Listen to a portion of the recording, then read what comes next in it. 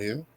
We have Jay and Jimmy. I call this one the Lost Bloodline because it seems like both these brothers have torn away from their families, and now they're looking for some type of acceptance. They're looking for somebody to tag along with. And with Jay, who has now been on Raw for what, 2 weeks, 3 weeks now?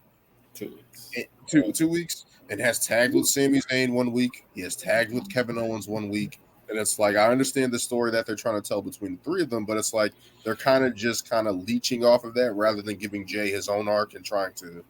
I feel like they're still trying to push him because he's opening the show. He's in these big spot matches, but it's like I feel like he's trying to find his way, and now the pulling with the Judgment Day, trying to pull him towards their side, not being respected in the Raw locker room apparently for what he's done and stuff like that over the past couple of years.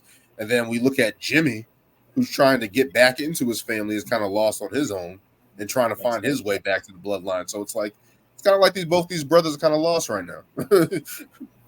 All right. Okay. So Jimmy turned on the bloodline first. Yes. Then Jimmy got Jay to turn. Then Jimmy turned on Jay because he didn't want to see Jay win the title because he felt Jay would turn into Roman Reigns. Correct. Now Jimmy wants back into the bloodline. I think we can safely conclude that this bloodline storyline has jumped the shark now. All right. Illogically, it doesn't make sense. Now, now the both of you were fortunate enough to attend Smackdown this past Friday. I did not see the main event between AJ Styles and Jimmy Uso. So can you guys remind me of how it ended? It was not a good main event. It wasn't a good main event. I don't know why. It's like you have Jey Uso and Jimmy AJ Styles, and it just Jimmy Uso and AJ Styles, and it out of all the matches throughout the night, that was the one that dragged the most. I don't know why. And they were trying to fill time. But either it's like I just felt like it could have been a little bit more fast paced. Like, But it was more like holds, and like Jimmy was taking out AJ a lot, and they just trying to fight back towards the very. Like I'm looking at the time, I'm like, this match started at like 9:40. I'm like, you guys got like 20 minutes. And it was dragging. And I'm like, okay, there's 5 minutes left. Oh, they picked up the pace, and then all this stuff happened. I'm like, you guys could have done way more. But see, what I don't understand, because Daniel, you had said that like both brothers are kind of lost right now, trying to find their way on their own. But my whole thing with Jimmy is like, you cost your brother the world title because you didn't want him to be like your cousin, and and now apparently apparently it seems like you're lost without him, but yet you cost him in the first place. So that's why you're lost without him, and now you want to go back to the family that you turned on initially. So that's why psychologically I'm trying to understand it.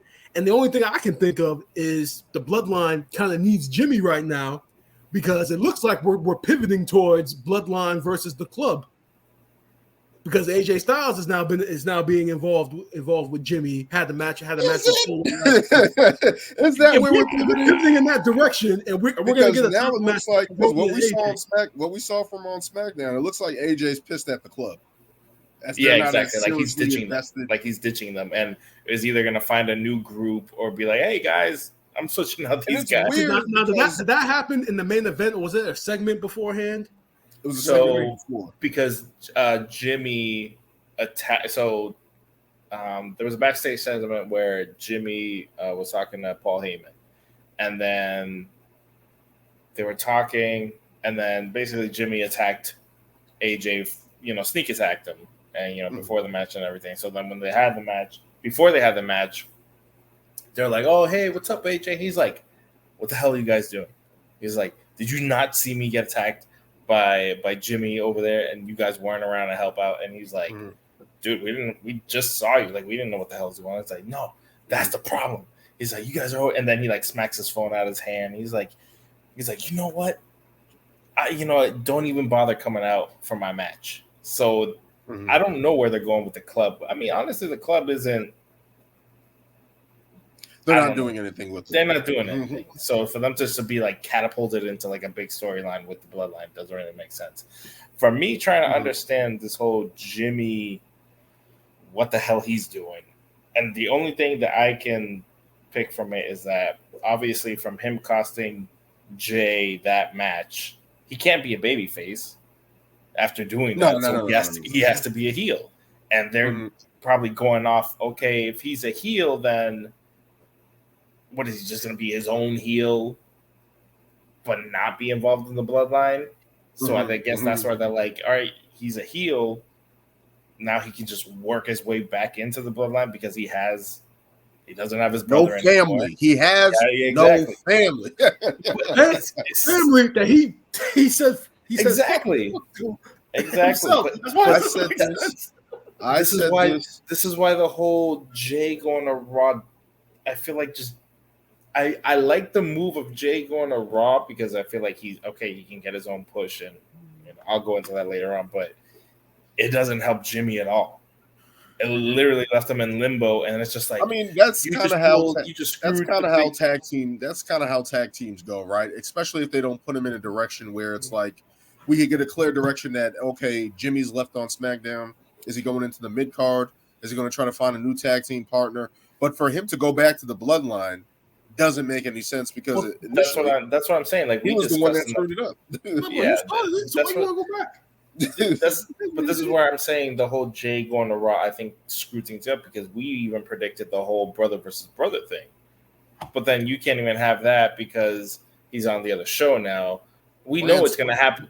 We know it's going to happen eventually, but it's just like it probably would have made more sense. Like, yeah, you could have kept Roman and Solo off of TV and just had the brothers feud.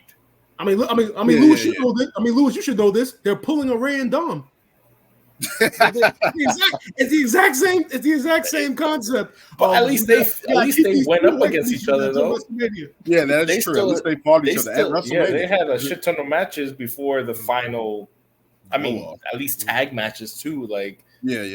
They interacted with each other. But my whole thing about this is just like, as I said, the whole thing, the part of this story that got messed up was the reasoning, and Jimmy's reasoning for saying, "Hey, I didn't want you to become Roman," holds no weight.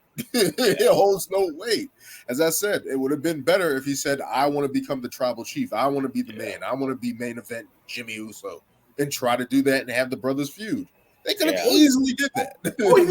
Or he could even more simple. He could have just said, "I don't want you to be world champion because you're my twin brother and we're supposed to be a tag team. It wouldn't look right for my twin brother to be world champion and I'm not, and I'm having won the title."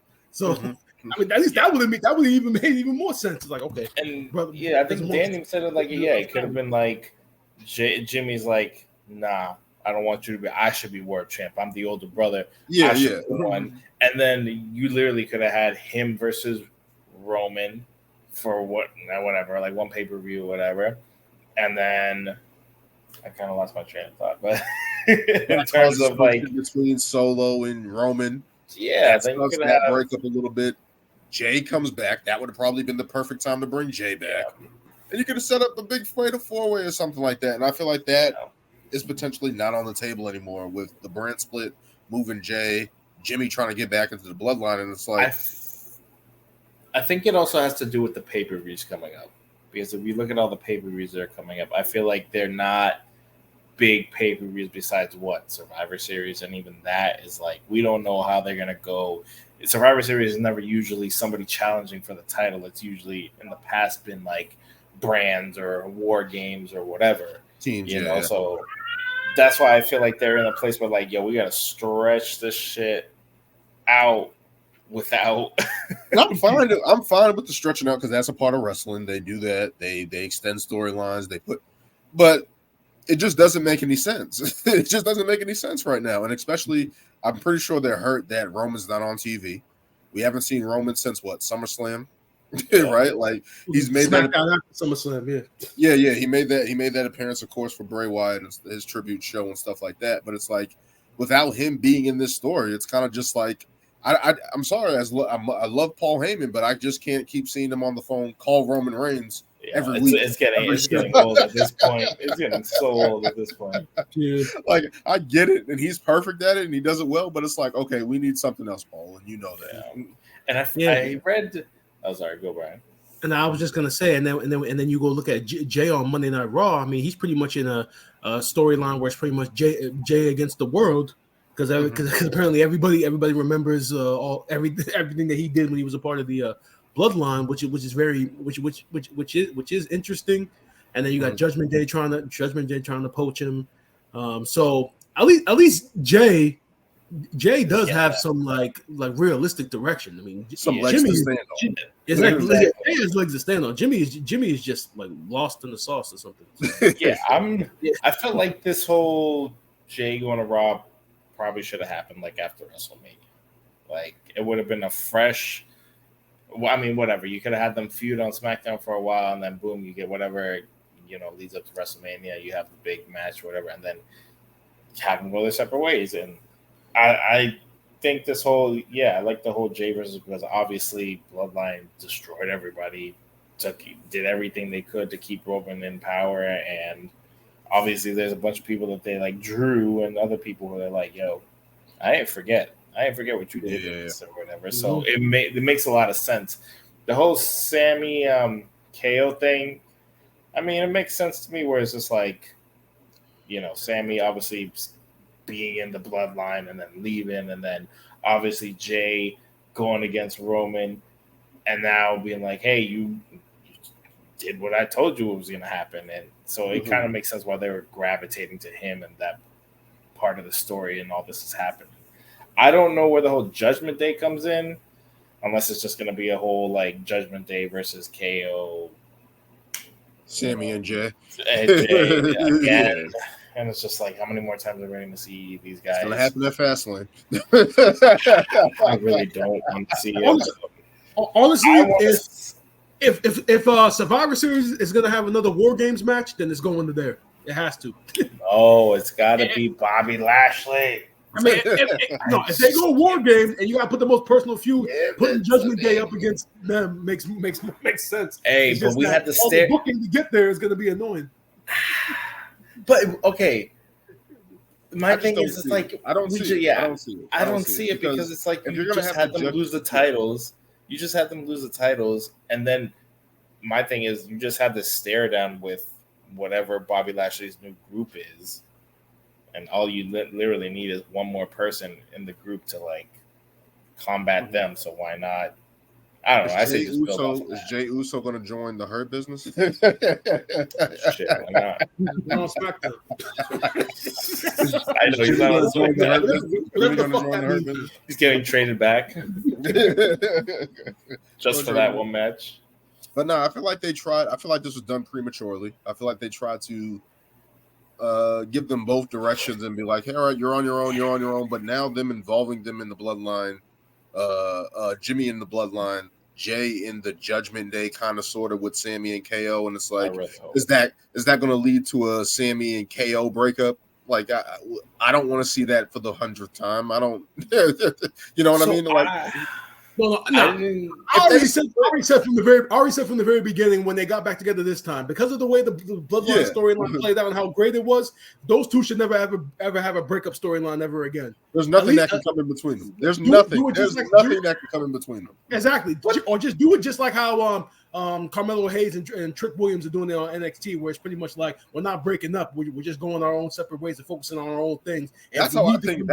If we need to come together, we'll come together. Yeah. But if you think about the whole like how they got into the whole Bloodline, they didn't really break up when Sammy went into the Bloodline. Sammy just went into the Bloodline, and then Kevin Owens was like, "What the hell are you doing?" They didn't break up. He kicked his ass at a fucking Survivor Series, War Games. War Games. Yeah, War Games when they had that. No, this is what I'm saying though. The only reason KO got involved with Sammy was because Sammy was already in the Bloodline. Remember, he was trying to wake him up. He was trying to wake him up. Yeah, I understand that. But they didn't break up. They weren't like a team. They were just friends. Nah. It was over at that point. It was over. He joined the Bloodline. He was already in the Bloodline, though. Storyline was. No, he was already in the Bloodline, though. That just cemented. No, that the War Games thing just cemented that he was like, I'm full Bloodline now. Yeah. And that was the breakup. You can't be friends after that. You can't. Like Hey, I don't see friends for life. They got back together, but it's just like what Brian was saying is like I don't want that Jey, because for the hothead in the group right now has been fucking Kevin Owens, right? Yeah. Sami Zayn has been the mediator, kind of trying to make everything work and say, hey, it's all right, it's okay, and Kevin Owens just instantly getting them into trouble, getting them into matches that they shouldn't be in, and it's like I don't want Sami and KO to break up because one, we saw that too many times. Two, if they do split, it should be like what Brian said with Trick Williams and Carmelo Hayes, or RVD and fucking I forgot who RVD split with. Was it Kane or no? Kane beat him up. I think it was Booker T or somebody like that when he was a tag team, and they were just like, hey, we're just going to try to go for singles titles right now.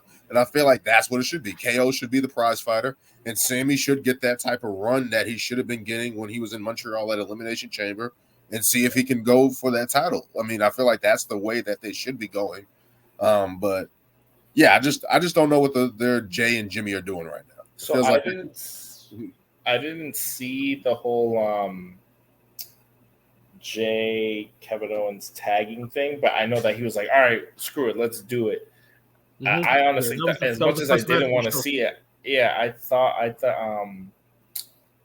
I honestly thought it was good, like with Jey coming over, that it was literally just going to break up Sami and Kevin Owens, because from way back when they were champs, he's like, why are you still talking to him? Why are you still trying to tell him all this? And he's stuff? still talking to him. So I immediately was like, they're going to start feuding because Sammy's all like buddy. And he's like, dude, we were champs and we were, we're best friends, and you keep going back to him. I easily thought that was just going to set up a feud right there. But if KO's already on board, then I mean, it also makes sense because it's like the enemy of my enemy is my friend, So screw it, whatever. We'll tag her right now, and whatever happens. And they can't keep doing 1 week, hey, Sammy's out, 1 week, all right, KO's out, all right. Like they can't keep doing that. Like we got to get something going.